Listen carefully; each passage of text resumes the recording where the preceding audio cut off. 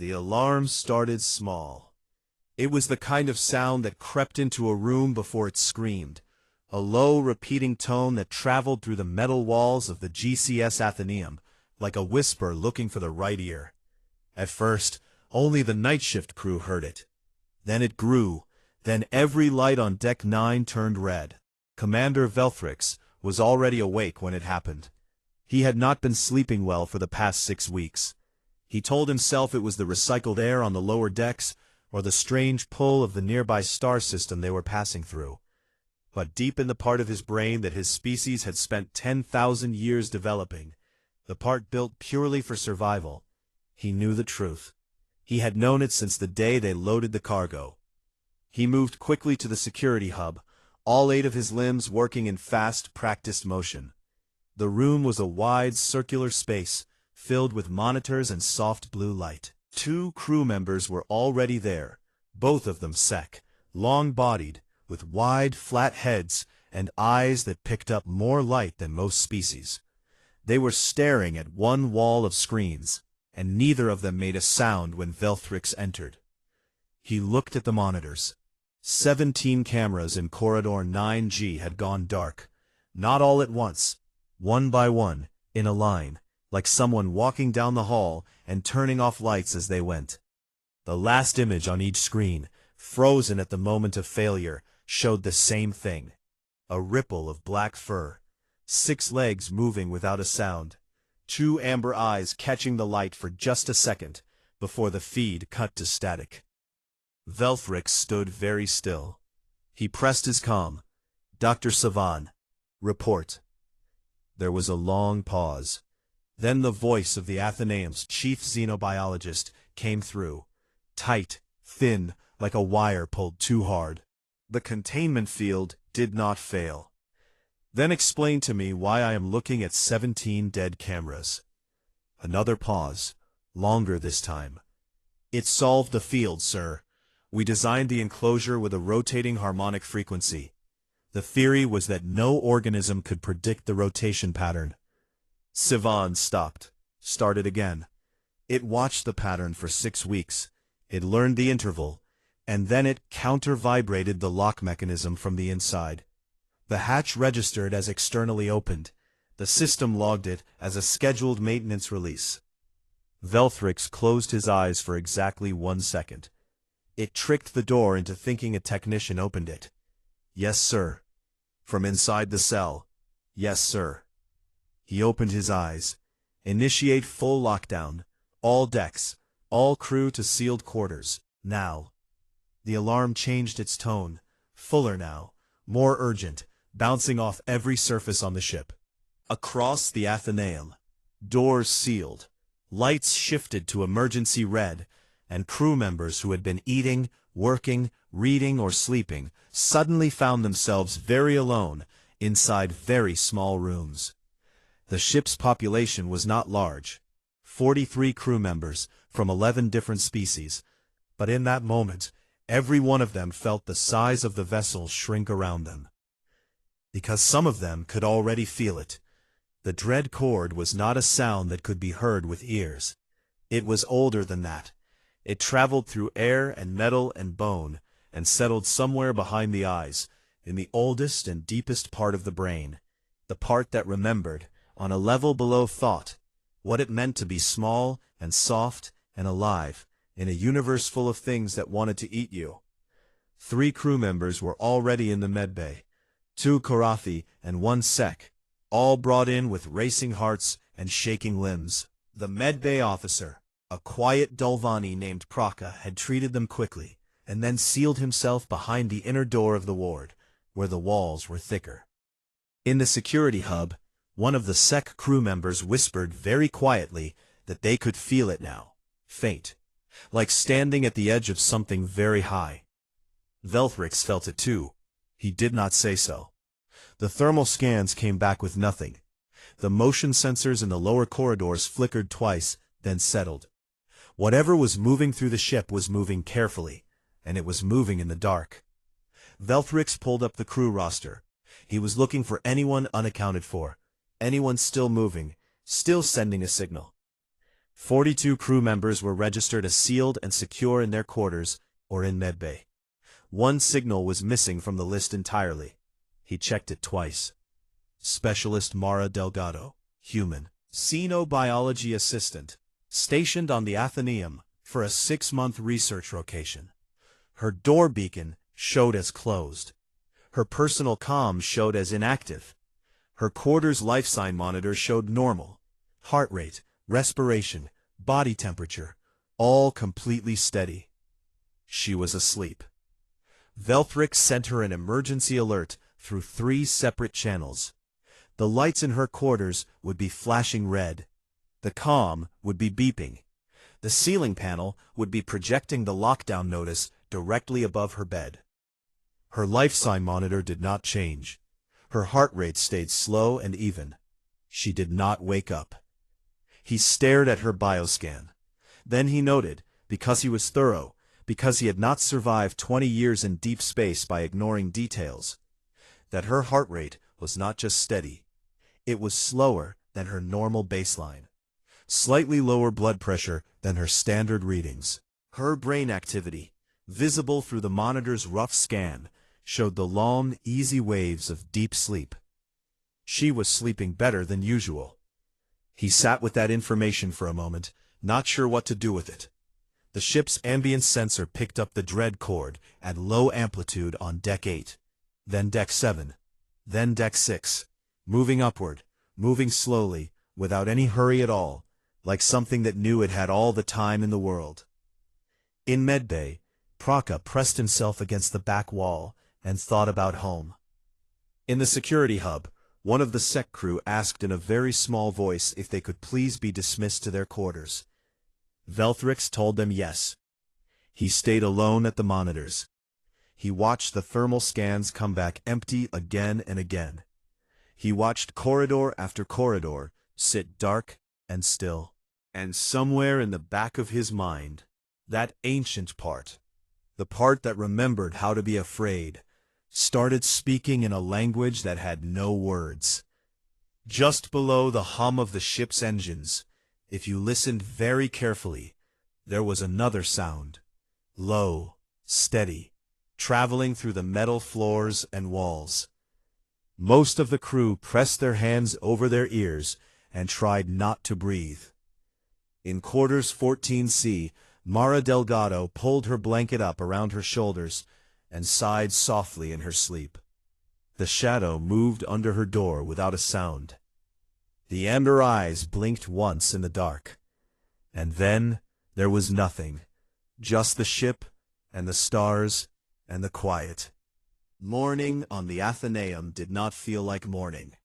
The lights shifted to their usual soft white at the start of the day cycle. But nobody moved through the corridors. Nobody went to the cafeteria. Nobody reported to their stations.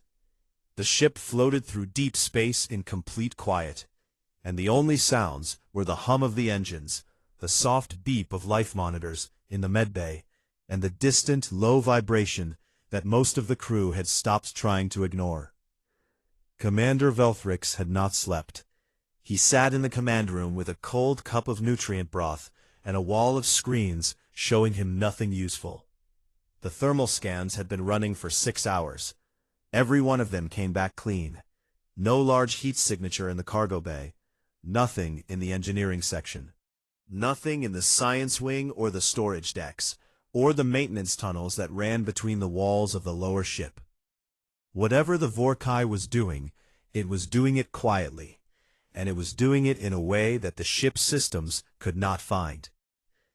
Dr. Sivan arrived at the command room looking like he had spent the night sitting in a corner, hugging his own tail, which was, in fact, exactly what he had done. He was a tall creature, long and smooth and scaled, with small round eyes that usually held a certain professional calm. This morning, they held something else entirely.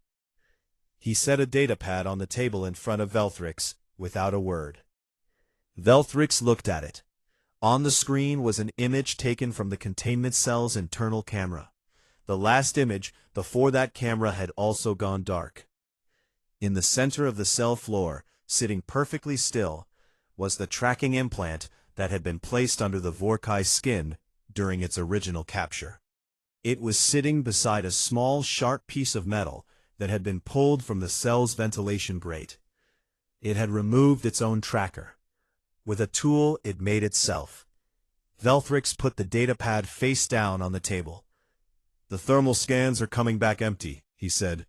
His voice was very flat. "Explain that." Sivan folded his hands together. "There is a documented behavior in older Vorkai," he said carefully. "Very rare. It has only been recorded 4 times in the history of Vorkai research, and in each case, the researchers were not alive to write the full report." He paused. "When a Vorkai reaches a state of comfort, of safety, of low threat, it slows its own metabolism. Body temperature drops close to the ambient temperature of the surrounding environment. It becomes, essentially, invisible to thermal detection." The room was quiet. "It's comfortable," Velthrix said. "Yes, sir." "On my ship?" "Yes, sir." Velthrix stood up. He walked to the window and looked out at the stars for a moment. Then he turned back around. "We sweep the ship. Every deck, every corridor, full crew in teams." Sivan looked at him with genuine pain in his eyes.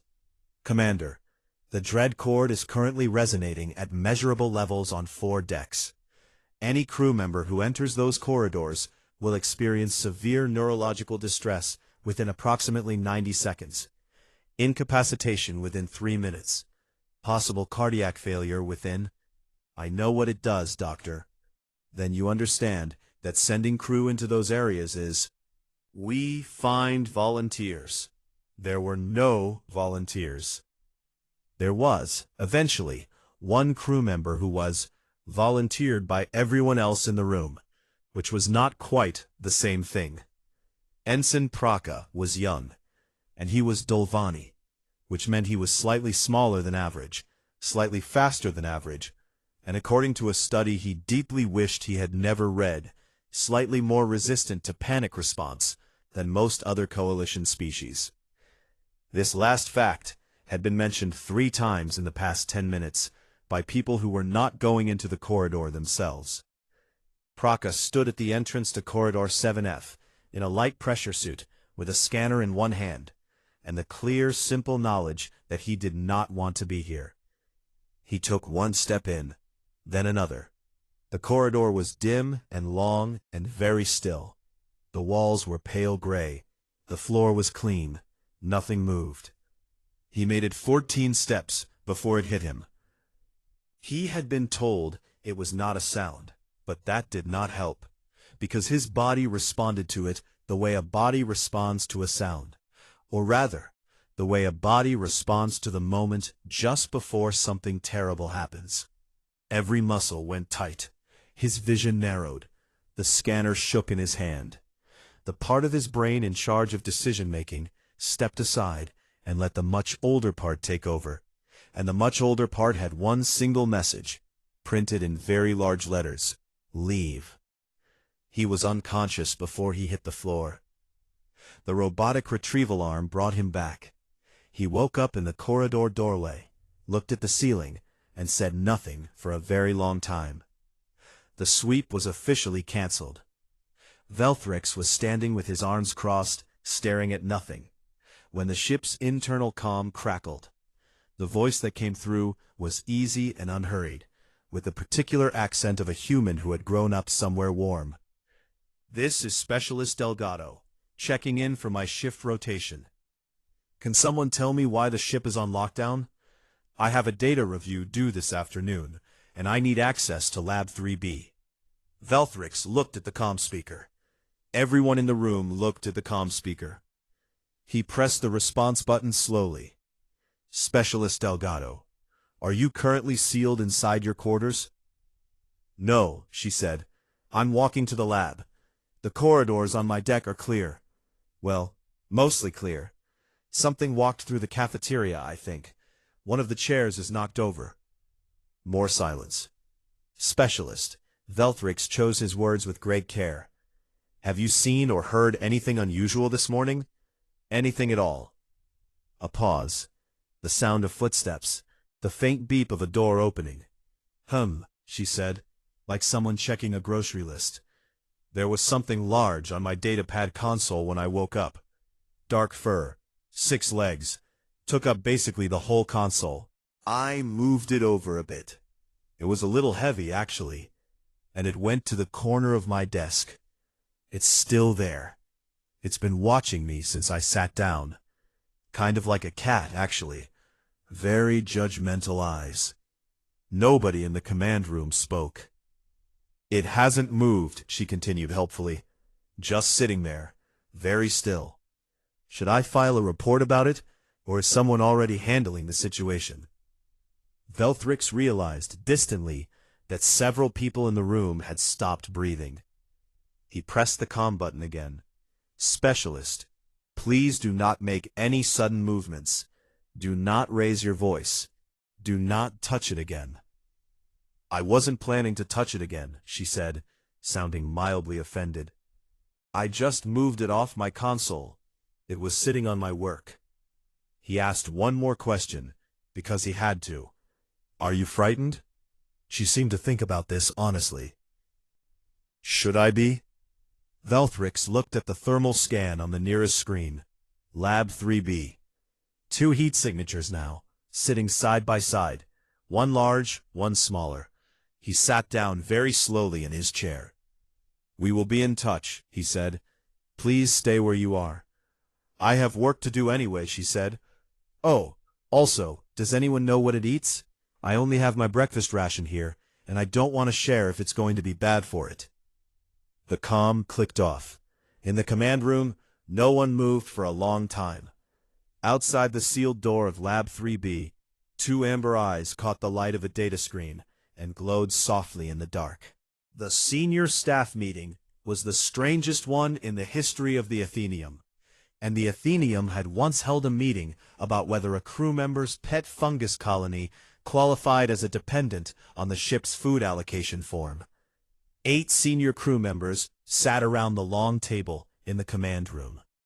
Nobody sat at the end of the table closest to the door, because the door faced in the general direction of Deck 6, and Deck 6 was where the Vorkai currently was.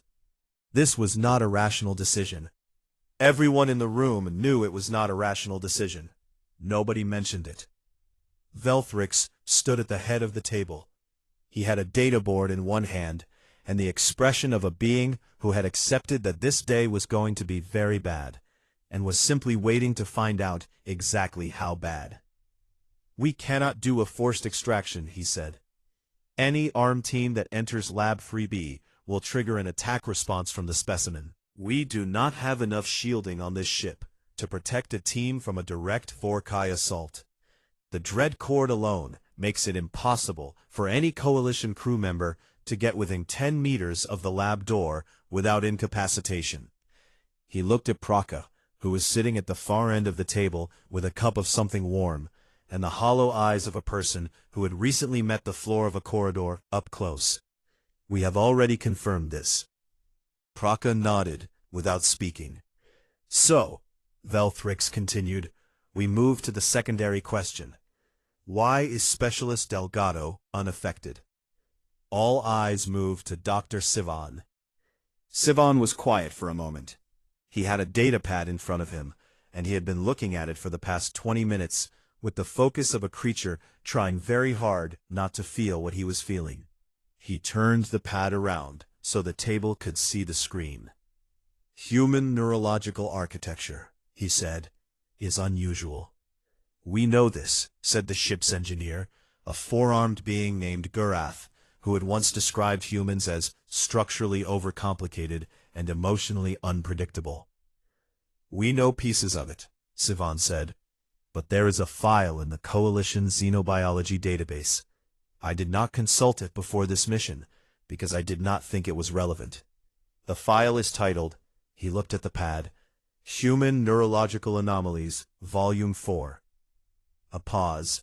Volume 4, Velthrix repeated. There are 4 volumes, yes. Sivan set the pad down. Humans have an unusual limbic structure.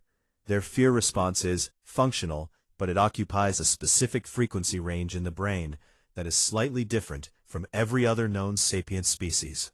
The dread chord was documented as ineffective against humans approximately 60 years ago during a brief research contact, but the report was filed under a minor subcategory, and most xenobiologists, including myself, did not read it carefully. He stopped. The dread chord operates in a frequency band that in humans does not map to the fear center. It maps to the relaxation center, specifically the part of the human brain associated with rest, warmth, and, he checked the pad again, as if hoping the words had changed, comfort. Nobody at the table spoke.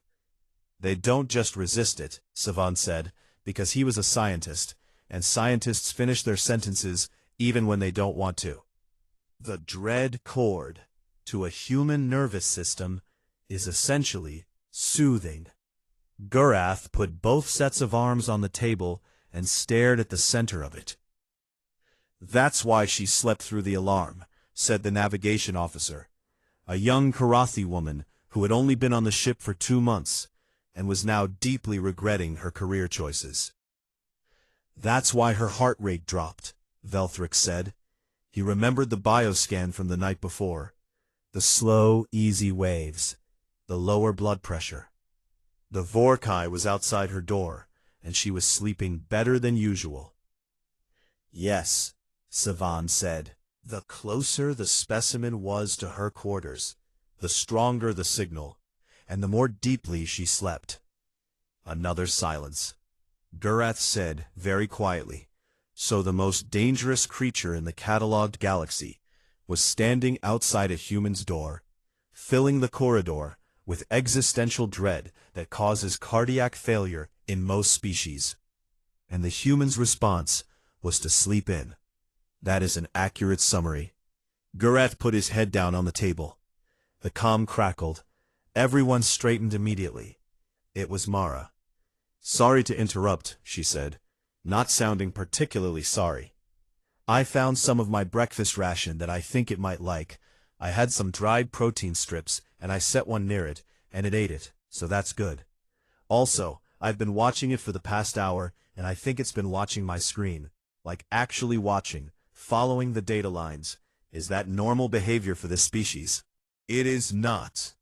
It should not be. That behavior has never been. He stopped. Reorganized. No, specialist, that is not normal. That is, in fact, the most cognitively complex behavior ever observed in a Vorkai in a non-aggressive context. Huh, she said. So it's smart. It is exceptionally intelligent. It is dangerously intelligent. It is the kind of intelligent that, great, she said. I tilted my screen toward it a little. It seems interested. Should I not do that? The entire table looked at Sivan. Sivan looked at the ceiling.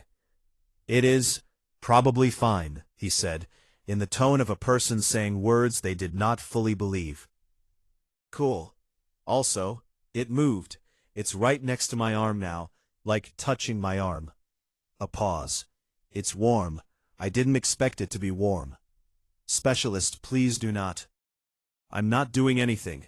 It moved on its own. I'm just sitting here. Another pause. Okay, its head is on my arm. Is that a threat display? It doesn't feel aggressive. It's just sitting there, head on my arm. Sivan stood up from his chair and walked to the far wall. He stood there with his back to the room. Velthrix watched him. Then he pressed the comm. Specialist, we need you to remain calm and continue working normally. Do not react to the specimen. Do not make eye contact. Do not. I'm very calm, she said. I've been calm the whole time. Can you tell me what I'm actually dealing with here? Because I've been in the dark all morning, and I think I have a right to know what's sitting on my arm. Velthrix looked around the table. He saw nothing helpful in anyone's face. We will brief you fully, he said, shortly. In the meantime, the specimen is extremely dangerous. Threat level, extinction. Do not antagonize it. Do not challenge it. Do not do anything that might. It just started making a sound, she said. Everyone in the room went rigid. What kind of sound? Velthrix asked, very carefully. A pause. She seemed to be listening. Like a rumbling? Low. Kind of rhythmic. Another pause. It's nice, actually. Very calming. In the corner of the room, Sivan slid very slowly down the wall until he was sitting on the floor. He opened his datapad. He stared at it. He opened a new file and wrote 3 words. Re-evaluating everything. Velthrix closed his eyes. He breathed. He opened them. Outside Lab 3B, a small camera drone that maintenance had carefully sent down the corridor, keeping well outside the 10-meter threshold, was transmitting a live feed to the command room screen. Velthrix turned to look at it. On the screen, Mara at her desk, working through a data report, coffee cooling beside her keyboard. And there, pressed against her side, all 6 legs tucked underneath its body, massive head resting on her forearm, was the Vorkai. Threat level, extinction. Most feared creature in the catalogued galaxy. Rumbling like an old engine left running in an empty room. It looked, Velthrix thought, deeply and thoroughly comfortable. He turned back to the room. Nobody said anything. Gurath was still looking at the table. The navigation officer was looking at her hands. Kraka was looking at his cup. Velthrix sat down. He picked up his cold broth. He drank it. All right, he said. New plan. 2 days passed. The ship stayed in partial lockdown. Most crew members had returned to their stations and their routines, but they moved carefully, spoke in quieter voices, and made very sure they knew exactly where Specialist Delgado was at any given moment. Because wherever Delgado was, the Vorkai was. And if you knew where the Vorkai was, you could make sure you were somewhere else. They had followed her to the cafeteria on the first morning. The cafeteria had been cleared of all other crew in advance by Velthrix, who had stationed himself at the far end of the corridor with a monitor feed and the grim expression of someone watching a thing they cannot stop. Mara had eaten her breakfast at the center table. The Vorkai had sat across from her and watched her eat with the focused attention of a creature that was cataloging every detail. When she slid a piece of dried protein to the other side of the table, it ate it without looking away from her face. It had destroyed one security drone. The drone had been sent in closer than the established 10-meter perimeter, an overeager decision by an engineer who thought the creature might have moved. The Vorkai had simply looked at the drone, and something in the way it looked was enough. The drone's camera feed went to static. When the maintenance team retrieved it later by remote arm, every external sensor on the device had been cleanly removed, not smashed, removed, precisely, one by one, like someone taking apart a watch. All other drones kept their distance after that. On the morning of the 3rd day, a response came from Coalition High Command. It had taken longer than expected, which Velthrix suspected was because several members of the command board had needed time to compose themselves. The first section was mostly expressions of disbelief formatted in official language. The second section was a review of all known Vorkai incident records, of which there were many, and none of which ended well. The third section was a risk analysis of forced recontainment, which concluded, in careful, measured terms, that the projected crew casualties from any armed extraction attempt made it inadvisable at this time. The final section was short. It used the phrase anomalous human Vorkai behavioral dynamic 4 times. It recommended, in the way that official documents recommend things nobody wants to hear, that the Athenium make use of its available resources and manage the situation through non-confrontational means. What it meant was, let the human handle it. Velthrix read the directive twice. Then he walked to Deck 6. He did not go to the lab. He stood in the corridor outside it, with a closed door and 10 meters of distance between himself and whatever was on the other side, and he pressed the external comm panel. "Specialist Delgado, do you have a moment?" The comm clicked. "Sure, hold on." A sound of movement. "Okay, I moved to the side of the room. What do you need, Commander?" "I need to speak with you directly, about the situation." He paused.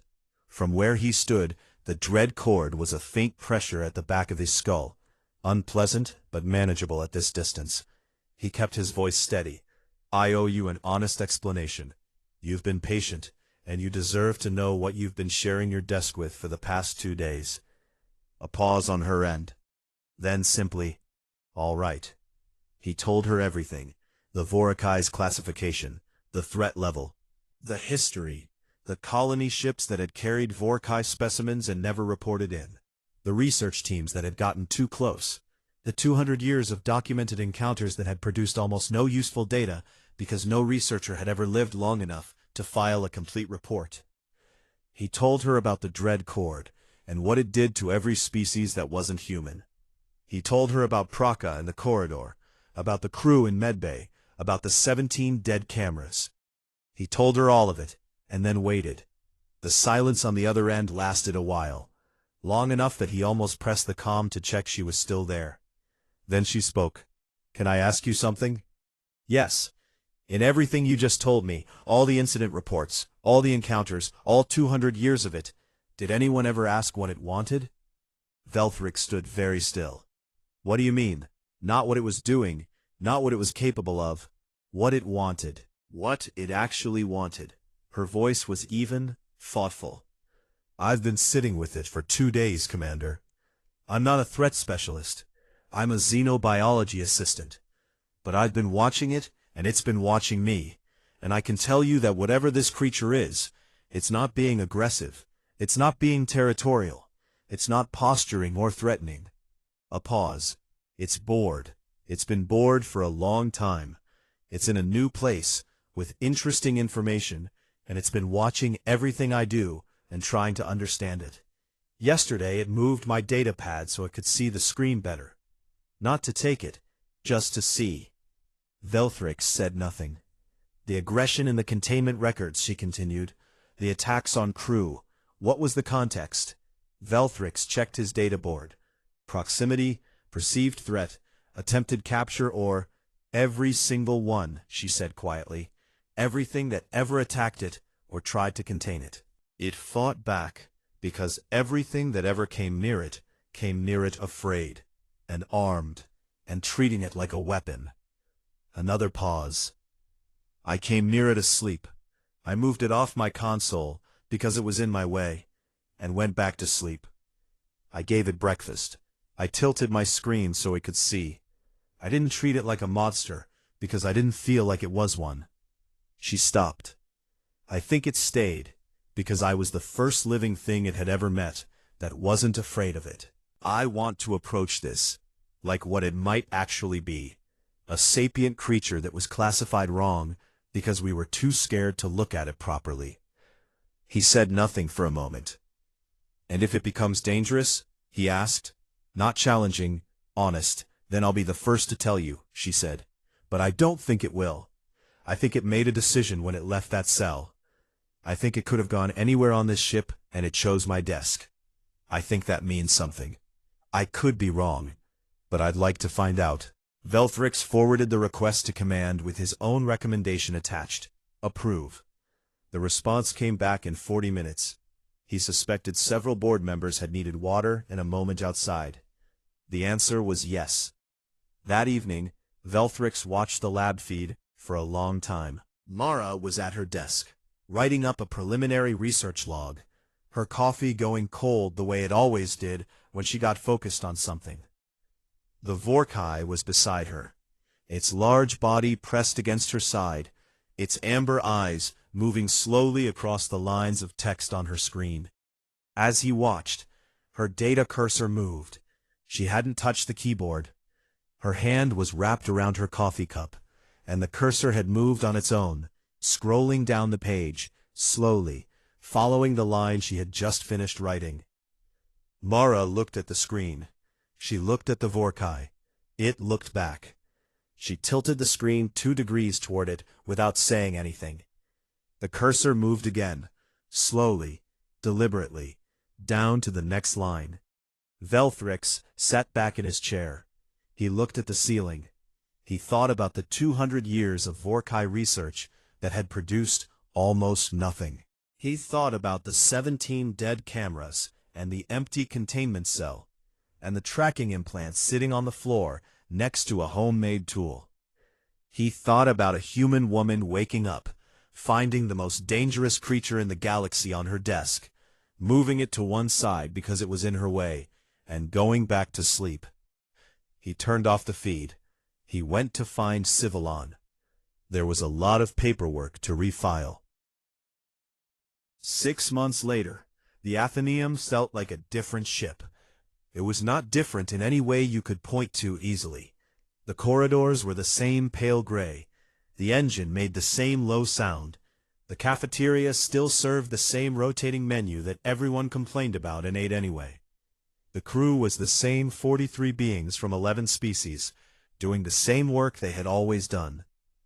But there was a new routine now, unspoken, never formally written down, but followed by everyone with the kind of quiet discipline that comes from a group of people who have agreed, collectively, that some things are just easier if you don't think too hard about them. You did not walk past Lab 3B between the hours of 7 in the morning and 9 at night without a reason. You did not send drones into Corridor 6 without checking the daily clearance log first. You did not, under any circumstances, knock on the lab door without coming ahead. And if you were new to the ship, if you had just transferred aboard and were doing your first full tour of the vessel, you listened very carefully when the senior crew member walking with you stopped outside the lab's porthole window and said simply, "Specialist Delgado works here. Don't stare through the window. Move along." Most new crew members stared through the window anyway. Just once. Just quickly. They always regretted it. Not because anything happened to them. The Vorkai rarely reacted to window watchers anymore with anything more than a slow turn of its large head, and the full weight of its amber gaze. But that gaze was enough. There was a quality to it that was hard to describe, not the blind aggression of an animal, not the simple assessment of a predator checking if something was food. It was the look of a thing that understood you completely and was deciding, at its own pace, what it thought of you. Most beings found they preferred not to be evaluated in that way, and moved along quickly, which was, everyone agreed, probably exactly what the Vorkai wanted. The paper had come out 4 months after the initial incident. Mara had spent 2 months writing it, with Sivan contributing a cautious and heavily footnoted section on Vorkai neurological structure, and with a second contributor listed at the bottom of the title page as Specimen 7 Null, participated in research design. The Coalition Academic Board had sent 3 separate requests for clarification on what that credit line meant. Mara had replied to all 3 with the same answer. It means what it says. The paper argued in plain and careful language that the Vorkai was not a predatory animal. It was a sapient species. It had language, not vocal, but behavioral, a precise and complex system of movement and sound and deliberate action that communicated specific meaning. It had curiosity. It had, based on the evidence gathered over 6 months of daily research, a measurable capacity for what could only be called preference. Things it liked and things it did not. Individuals it tolerated and individuals it did not. Situations it found interesting and situations it found boring. What it did not have, the paper argued, was malice. It had never been malicious. It had been afraid. It had been confined and studied and treated as a threat by every species that encountered it. And it had responded the way any intelligent creature responds when it is caged and afraid, with aggression. It had spent decades being a monster because nobody had ever been calm enough to ask it if it wanted to be something else. The paper was downloaded 40,000 times in its first week. It was the most read xenobiology document in Coalition history within a month. The responses were varied. Several leading xenobiologists wrote careful, considered support. 3 research institutions requested access to the Athenaeum's data. One very old Karathi academic wrote a 6-page letter arguing that the paper's conclusions were irresponsible and dangerous, and Sivan spent an entire afternoon writing a response that was polite on the surface and extremely pointed underneath. And then, 6 months after the alarm in the night and the dark shadow under the door, Velthrix called Mara to the bridge. She came alone. He had noted over 6 months that she almost always moved alone now when she was off duty. The Vorkai did not follow her everywhere, only to the lab and back to her quarters and to the cafeteria in the mornings. In the evenings, she walked the observation deck by herself, looking out at the stars in the comfortable way of someone who had made a kind of peace with very large spaces. He handed her a printed message, physical print, rare enough that she looked at it carefully. 6 research vessels had submitted formal requests to the Athenaeum requesting information on what the directive was calling the Human-Managed Contact Model. 3 were xenobiology ships with high-threat specimens in uncertain containment. 2 were standard research vessels with unexplained aggressive fauna incidents that previous teams had been unable to address. And 1, the last request on the list, printed in the same plain font as all the others, was from a coalition military vessel. Its request was marked with a security flag that Velthrix did not have clearance to read past the first line. The first line said, "We have a situation." Mara read the page twice. Then she set it on the console. "They want more humans," she said. "They want to know if the outcome here can be repeated," Velthrix said. "They want to know if it was you specifically, or if any human would produce the same result." "That's a good question. Do you have an answer?" She thought about it. "Partially. The neurology is the same in every human. The dread cord won't affect any of them. So the fear barrier is gone for all of them. But the rest of it," she paused, "the rest of it is just paying attention. Not coming in with a weapon and a threat assessment. Coming in curious, being willing to sit with something strange and unknown, and not immediately try to control it." She looked at the page again.